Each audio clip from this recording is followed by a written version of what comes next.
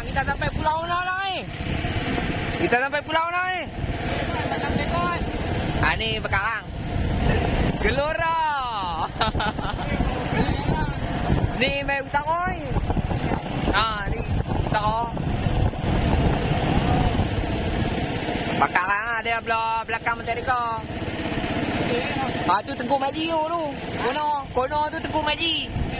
Pantai tu. Lepak lah. Panas dia cari tempat teduh-teduh lah. Boleh. Kita dah sampai pulau. Pulau Semagel. Pulau Jerai. Pulau Jerai. Ni Pulau Dekor.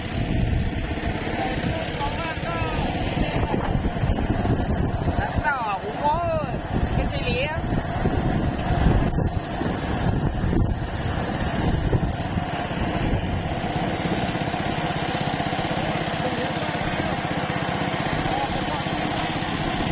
Kita duduk tak? Makan roti.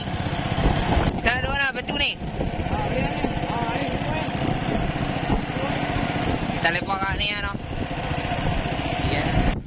Nampak dia pokok ni lah. Kita dah sampai pulau. Ni pulau mana ni lah ni?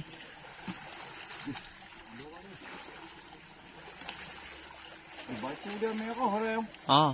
Dulu sini dia ada turu. Macam tembok lah. Alang nak ambil bukit dia? Boleh. Ambil lah Alang Tu, ayat nak kena boleh mandi. Alang ambil batu ni lah. Batu-batu lah, tambak perahu semua Alang. Lagi. Pi tu, 3-1 pulau, lepas tu dia keluar Beirut, dia keluar muka akhir tu, pai. Tak lagi. Hello, Wan.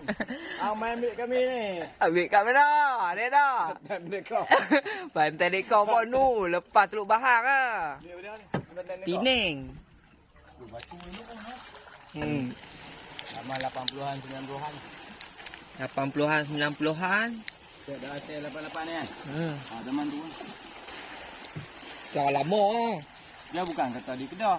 KL ke mana pun sama. Ada juga? Dia 88. Dalam duduk ngantuk lang. Empat lah bro. Santai lah, santai. Kena kacang pula. Tapi orang tengok perahu pun orang tahu perahu klasik. Bok buluh pula, lagi klasik. Tengok orang klasik je. Ni korau pun duduk atas darat ni.